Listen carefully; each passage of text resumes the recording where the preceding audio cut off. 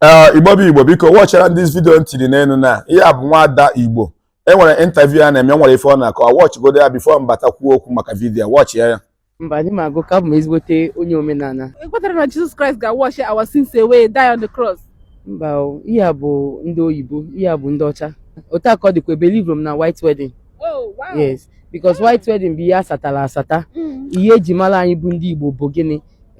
ịgba nkwụ na ịkwụ ụgwọ isi nwaanyị so white wedding bụ ihe anyị satara asata anyị na-eme ọ bụkwa na olu echi na mama mmịa mana asị m kwuo ọ bụ na echi na nchọrọ ịnụ di mma like ịnụ ezigbote onye omenala I don't even mind ije na alụsị je gbanye ya bụ ring. Eziokwu? Yes. Onye omenala kajara akaja. Ọ bụ dibịa ezigbote okay alright ọkwụnụ gị ife o kwuru ka m bidokwa nka eti ya ka ị gecha the full video but ka m correct kwa impression here na ife o kwuru here na nwanne anyị nwaanyị asị na ya dịrị agụ ka na ya bụ ezigbote onye ọdịnala mana ọ bụrụ na o nwee ka o si wee dị na ya mindịkwa ije n'ụlọ ụka mee ya mana ya alaiki ka ọ bụrụ ezigbote onye dibịa kara aka ga-anụ ya na ka nkọwara gị ihe o ji weti ya that place na o tiri step 1 and step 2 na ife kpatara o ji mee ya bụ na nwaanyị ka ọ bụ number 1 because ndị gboo si na nwaanyị amara ebe akpụ ya aga ọ bụ na o nwoke standard this level nwanne anyị nwaanyị standard ọ ma ntinye ya na ọ bụ na o megide na o nwere ike ijekwa n'ụka mana ya ga-ala ka ọ bụrụ ezigbota dibịa nụrụ ya ihe o ji wee tinye ya na ahụ bụ ọ bụrụ na ọ fụrụ di ọ bụ na di na-abịa na-ebu di onye ụka na nsogbu adịrọ maka na nwaanyị enwebeghị standard ebe ma nwanne anyị nwaanyị nna anyị gọrọ gị ọfụ n'isi gị ị ga-enweta di ezigbote onye ọdịnala ka ị nosie n'ọdịnala ahụ ike ka ị ghara inwe obi na-abụ onye ọbụla ga-abịakwute gị ya bụ ezigbote onye ọdịnala bụ onye na-eme ọdịnala ọtụ ndị a na-eme oke ite ndị a ga-ama value of nwaanyị watch them the full video mesịa ka m kwuo ihe m chọrọ ikwu maka ya onye omenala kajara akaja ọ bụ dibịa ezigbote ezigbo dibịa. Yes. Like kama ị ga-eme white wedding na church ọ ka gị mana ị ga n'okwu alụsị ezigbo dibịa mana ọ bụkwa na ịmago na o nwere anyị gaa n'ụka ma nwere adịrọ m against church or anything but isi ma adịrọ m ekpe ụka anarọ m aga ụka ihe m na-eme bụ omenala so ya eme katara iji wee sizia oke ka ndị omenala ka ụta ka mọmị gị na dadi gị were eze nna m bụ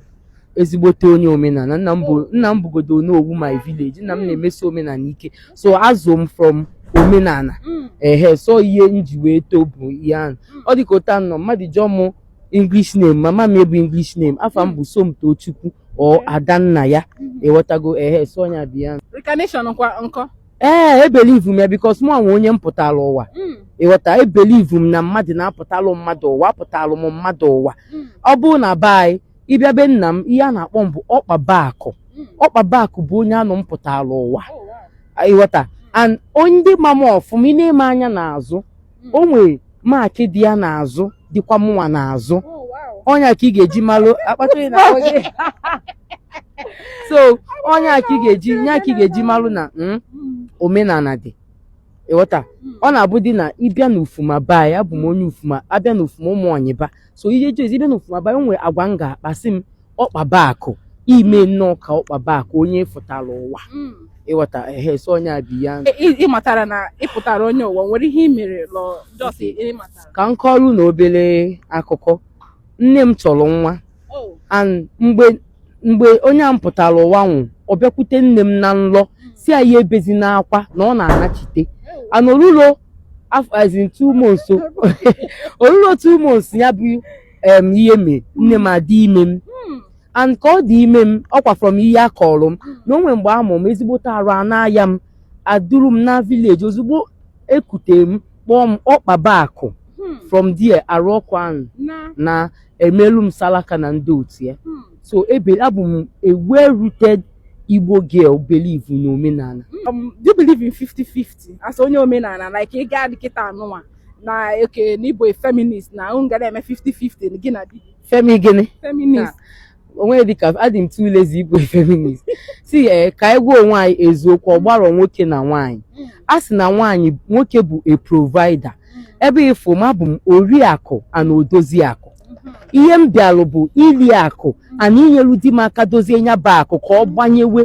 ka ọ na-amụta ịghọta azụ nwaanyị bụ ikwesị gị na nwoke ekwesịrị ịbịa na-eme ka azụ ka a ghara ịha ihe ha na-emeche ebelivrom ya nwoke nwe ugwu a na-akwanyeli ya ịghọtago nwaanyị nwekwa ugwu gịnị a na-akwanyere ya, o nwere ebe ọ gba nwoke na nwaanyị ma ha chọrọ ikwe ma ha chọrọ ikwe. So ebelive m n'ihe 50-50. ihe nwaanyị ihe nọ bụ ili akụ, idozi akụ and ịsọpọtụ di m ịghọta ka akụ ya banyewe onye mụ believe m n'ihe a na-akọ feminism na ndị adị m tu mba nne m emelie. So enwekwe m ihe ahụ ha na-asị na na ndị nna anyị no, m ga-eso ụzọ nke nne m because afọ m na ọ ga-alị agazieli ọfụma. mebi na ndị ahụ nwere ajọ nne onwe ajọ nna, mana mụnwa nne m gba azin ka m shifu ya na dadi m mba ọtọka marriage factor ọtọwalụ ntị. ndị a na-asị the sentiment gịnị bụ sentiment? the sentiment like gị wepụ ụmụ nwoke n'akụkụ gị like ntinyezikwe ndị ome nwoke na-atọ onye na mmadụ onye na mmadụ nwoke like ya ga ebe a buru mata gị n'isi jee lahụwa ụla nke egwuregwu gaa si ka ọ dịbụ okeke ka ọ dịbụ okafọ. enwere ajọ nwoke nwa ajọ nwaanyị ịghọta. so ọ bụrụ ọ maka na abịa na di society nwaanyị tie mkpu aka n'onu nwaanyị karịa onu nwoke. o nwere ihe dị iche ebe nwaanyị na nwoke nọ. nwoke ga-abụ ọ chọrọ ime gị oge echi iru chaa azụ chaa akụkụ malụ ka ihe ọ na-achọ ime ọwa ọtụkwa eneji, mana nwaanyị mana anyị na-eche straight gbam anyị che ha n'ozugbo na carry out the scene ozugbo. so ọgbalọ nwoke na nwaanyị ụmụ nwaanyị bụ alụ ka njọ kwa ma na ọ na-awọchi gị mgbe nwanne m nwaanyị ka m gbakwa gị ife nchọ ka m kụziere gị na nka bụ aka ji ọfọ okwu ndị ichie and ihe a na-abụ ọsọ gụ nwa ụmụnne anyị niile na-awọchi this video na ma nwoke ma nwaanyị onye ọbụla si gị na ị ga-ejenara ime wedin na ihe eje ime wedin ịgba akwụkwọ na ọgwụ iji egba akwụkwọ ka eji wee mana Chineke ya bụ God agọzigo gị na-ajụọ m onye a simple question ya gwaga ebe ọ dị na Bible because ha na-akọwa ndị Latin na Bible bụ word of God fa na ọ gwaga ebe ọ dị na Bible nna asị gị jee mee ma ọ bụrụ na ọ gwara gị ebe ọ dị na Bible ejene m ya na ka m kọwara gị ihe bụ wedin ị na-eme. wedin ị na-eme bụ ife anya na-akpọ Queen Victoria si that mbọsị ọ ga-anụ di ọ ga-agba nkwụ ya na ọ ga-etinye ya in a special way ọ ga na-celebrate all over the world ga na-celebrate ya na ọ ga-eme ya in a special way. Queen Victoria wee jekwa white gown wee jekwatara di ya black suit he wee yiri ya wee trend ya wee gbaa nkwụ fa. Today na ka people were teasers kpọọ ya white wedding. The white wedding bụ onye nwe ya bụ Queen Victoria onwe ebe ọ dị na Bible okay. na agwa onye agwaghị ebe ọ dị na Bible ife ị ga-enweta na that Bible because na Bible bụ story anyị ezuru bụ agbamakwụkwọ nke Kenya ebe a gwara gị na nwa amadi a mere mmiri ọghọọ mmanya achị amụ na ọzụ ka ha zụta ị mara azụta nwe ka o si achị ọchị. Back to my teaching na Queen Victoria bụ the owner of that white wedding na-eme ọ nwere ya dịka white wedding ichi ime ọdịnala mesi ọdịnala ike o ji atụ na gị ma ịbụ nwoke ma ịbụ nwaanyị ikwuru ha na gidigba n'ọdịnala nwanne mmụọ a na be nna gị na mmụọ so gị ya kpọtara gị ndị otu gị abịa isi enwe ike jụọ oge oyi ka ị ghara eji kpọrọ ndị akpọcha na je na wedin a mesịa nọnsensị ya ndị otu gị gbabazie ụgwọ bịa tiri unu katakata everyday nọ na ewere na ọkpọkwụwapụ gị ofu anya ma ọ kụchepụ gị ntị. ọ bụrụ na ị nọ n'ọdịnala Igbo nụọ dị n'ọdịnala Igbo bụrụ ezigbote ọdịnala Igbo di gị nwere ike ime gị ife ọjọọ na free ịbụ ha na-egbota nwa afọ Igbo di gị mee ha anaghị ihe ọjọọ ihe niidiri gị na niile ka ọ na ihe niidiri bụ sfas ịma ihe bụ n'ọdịnala chịrị mkpụrụ ọjị na-anọ ebe ị ma na ịkwụbara aka gị ọtọ chịrị mkpụrụ ọjị na-anọ saa ya mmiri na be nna gị ebe ọ nọ wee gba nkwụ gị were ọjị a kwụgwa aja na okwu gwa be nna gị okwu gwa mmụọ niile be nna gị okwu si ya na nwoke a na-eme gị na nwere mmadụ na nwere ego ekwuru gị na ị ma na nwere ego ekwuru gị n'ezie mana ị mara ha na ha ya ekwuru gị na iji ọjị a wee na-agbatara ha ọsọ ha bịa gbara gị ọgwụ wụsa ọjị a be nna gị na be di gị ahụ chịta mkpụrụ ọjị na-anọ saa ya mmiri gbapụ akpụkwụ gị gbasara akwụkwọ na ada be di gị kpọọ dị be di gị mmụọ niile nọ be di gị na ihe nwa ha nwoke na-eme gị maka na ị nwere mmadụ ego ekwuru na ị na-asị ọ bụrụ na ihe ha na-eme gị na o ziri ezi ya gazi ọ bụrụ na o ziri ezi ha bịa gbara gị ọgụ chịrị mkpụrụ ọjị na-anọ awụsa na ana be di gị ahụ na kpụrụzie di gị ebe ọ sị na ọ bụ jigita ya ma ọ ihe ma ọ ga-eji ọsọ na ije bịa na-ayọ gị biko.